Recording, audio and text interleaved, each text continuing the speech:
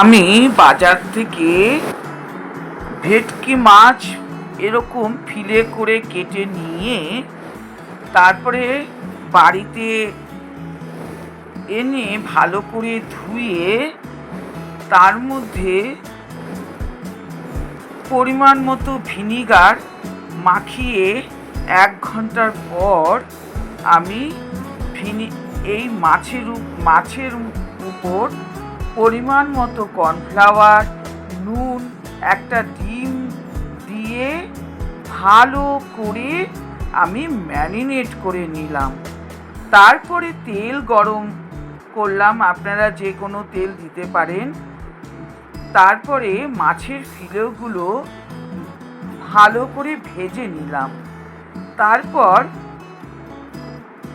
কি করব, একটা বড় পেঁয়াজ 4 ভাগ করে নিলাম, তার জামাগুলি খুলে নিলাম বা শাঁসগুলি খুলে নিলাম। ক্যাপসিকাম দিলাম, ক্যাপসিকাম ওইভাবে কেটে নিলাম। কেটে নেওয়ার পর তারপরে কাঁচা লঙ্কা ভারি করলাম। আর এর মধ্যে লাগবে হচ্ছে soya sauce, chilli sauce, tomato puree, এইসব লাগবে। তাহলে আমি কি করব, প্রথমে আমি পেঁয়াজগুলিকে সোনালি করে ভেজে নিলাম, তারপরে ক্যাপসিকামও ভাজলাম, কাঁচা লঙ্কা দিলাম, নুন দিলাম পরিমাণ মতন, তারপরে সয়া সস, তারপরে হচ্ছে চিলি সস, টমেটো পিউরি, এইসব দিয়ে আমি ভালো করে একে ভেজে নিলাম। ভেজে নেওয়ার পর একটু জল দিয়ে আবার এটাকে ভালো করে আমি ফুটিয়ে নেব। ফুটিয়ে নেওয়ার পরে যেটা আমি মাছগুলি দিয়েছিলাম সেই মাছগুলি আমি দিয়ে দেবো।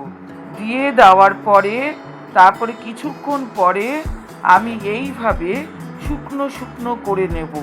দেখুন কেমন হয়েছে, কত সুন্দর রং হয়েছে, এবং পেঁয়াজগুলি সোনালি রঙে ভাজা হয়েছে, ক্যাপসিকামও সুন্দর হয়েছে, আপনার মাছের ফিলেগুলো সুন্দর ভাবে হয়েছে। এইভাবে বাড়িতে করে দেখবেন কেমন হয়েছে। যদি ভালো লাগে লাইক কমেন্ট করে দেবেন, এবং পরবর্তী ভিডিও পেতে গেলে চ্যানেলটিকে সাবস্ক্রাইব করে দেবেন।